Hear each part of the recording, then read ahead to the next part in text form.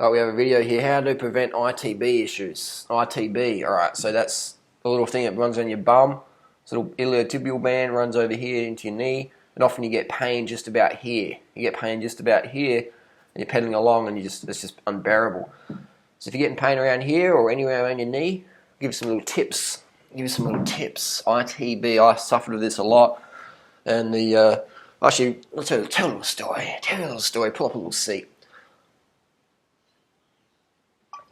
Back in 1998, I was a bicycle courier, just every day riding to and from town, 100 k's a day around the city, still that mega k's.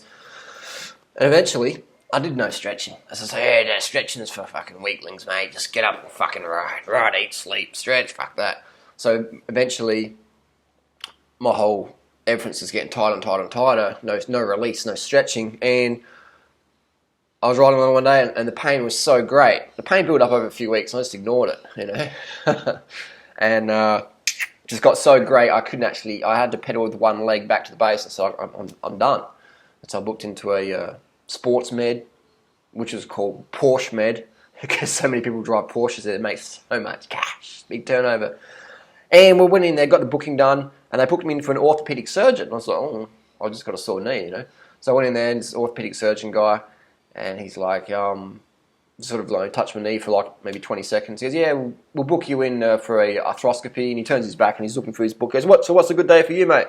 And I said, arthroscopy, what's that? And he goes, oh, we cut you open and we'll come in and just clean up and just do some things. I'm like, surgery? He goes, yeah, surgery. What day works for you? No, but dude, like, I've just got a sore knee. Like I said, this is my exact words. This is one of the best orthopedic surgeons around in South Australia. I said, if you were me, what would you do? And he goes, I'll probably go downstairs and see Susan Everett, the physio, and maybe get some stretches or something. And I'm like, well, I'm going to go and do that. I had to ask. So when I went out in the waiting room reception, she goes, yeah, it's $150 or whatever it was. I said, I'm not paying that. And just walked out. And that was it. They sent me a letter. Oh, Mr. Johnston, you're right. And said, I wrote back, that's fucking bullshit. I ain't paying it. And I never heard from him again. Went downstairs, saw Susan Everett, told her what the dude upstairs said, and she's just like rolling her eyes. It's just like, I can't fucking believe he said that. And then she just starts poking me in the leg, and I'm like, ah. And she's like, you don't fucking stretch, do you? I said, no, I don't. She goes, all right, lay on the ground, which will show some stretches. She also got me a cortisone shot, which isn't really a good idea. Cortisone is very popular in cycling and running. Cortisone injections, because it strips the fat off you, leans you right out. It's like a bit of a stimulant, and you don't feel pain as much. So cortisone is a totally legal drug.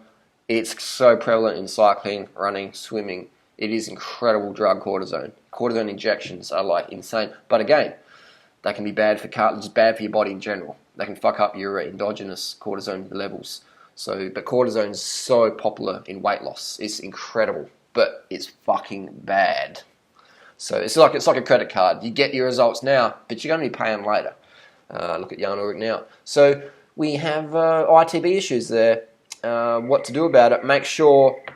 And how's my ITB now? No worries, because I stretch. I look after myself. And make sure with your cleats on your bike, if you stand, you basically want to look at yourself standing. And if you stand with your heels out like that, when you just relax, then set your cleats up like that.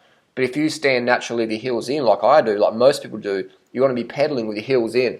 It's a bit hard to show you, but you want to be pedaling with your heels in. This is what I mean. Heels in. See my heels almost touching the crank? Heels out. That's how I used to have it. Like that, because my cleat had slipped and I didn't even notice it. Heel in. That's what I do. Heels in.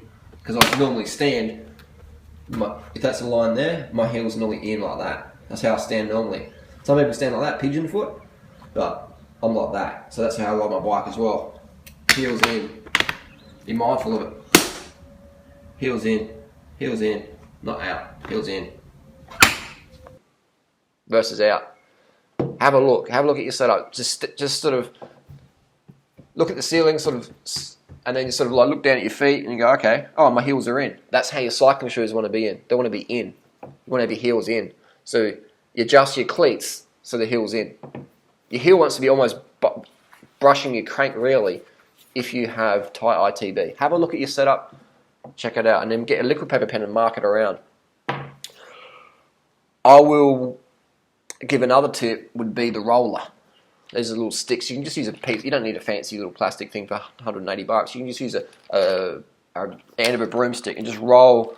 I'll show you. I'll show you what I mean. Just roll that. Roll it out. You don't have to hurt the muscle to help the muscle, but just roll out. I roll my legs most nights. Self-massage is good. Another good stretch is quad stretch. Just look it up. I want to list down below of homework what you can do, and this is the simple shit. This is like 30 seconds a day, no more ITB issues. If you do have ITB pain right now, I would say have some time off. Don't train on it. Do not train on sore ITB. You can do cortisone, you can do anti-inflammatories, and you can still train, but you're going to be training through pain and you're going to do yourself some more damage. So I would recommend no drugs, no training, just do something else. Do some bench press or whatever. Just have a break. Have a break and get your setups sorted out. And always when you get a bike setup done, mark your seat height. Mark your seat height. So that's what I've learned from my ITB issues. I don't have it anymore. I've done, I can do 6,500 kilometers in a week with no pain at all. I can do 2,000. I can run a 248 marathon with 10 miles a week training with no ITB issues because I stretch a little, 30 seconds a day, roll it out, mindful of where my cleats are and where my feet sit, and things like that. And I also don't wear any fashion footwear. I don't wear any fashion footwear. All my footwear is a cycling shoe or my runners. I don't have any fashion footwear that I couldn't run a marathon in. So get rid of you with your fashion footwear, stretch. I'll put down in the description text what I would recommend with ITB. It's a very common injury, probably the most common injury people get once their fitness level goes up. Once your fitness level starts going up, ITB, probably number one injury. But it's very easily prevented, very easily cured. I'll post down below. Thanks for watching. Leave your comments and questions down below. ITB issues. And another quick story. I had a friend who also went to the Porsche Med clinic. It's incredible, man. If you go to... there's a big assumption. If you go to someone, you're going to get the honest truth advice. That's a big assumption in the world. Well, I'm a professional, I studied at university, and I've got this degree, and I'm a doctor, surgeon, whatever.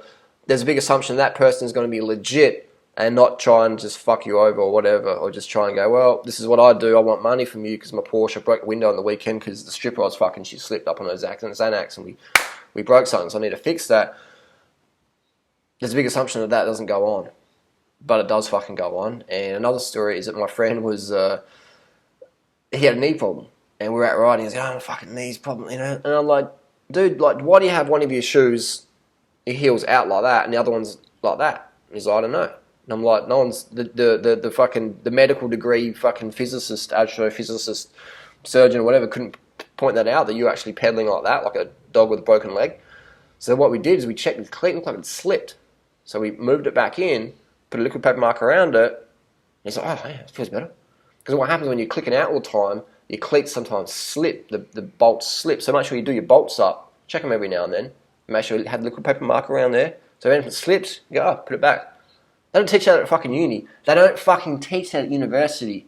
You can study whatever the fuck you want to study at university. They will not teach a real world thing like that because that's not part of the industry. It's not part of the economics, man. Injured people is money.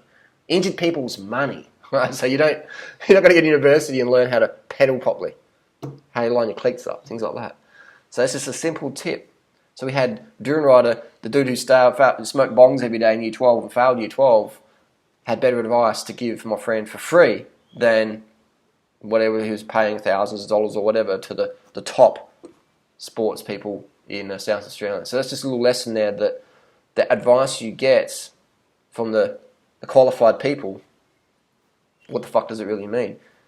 What does the fuck it really mean? So always ask questions, have an open mind, have an open eye, and don't forget the best qualifications. The qualifications that matter most to me is life fucking experience. That's the best qualification. University's life, school's in session, fucking pay attention.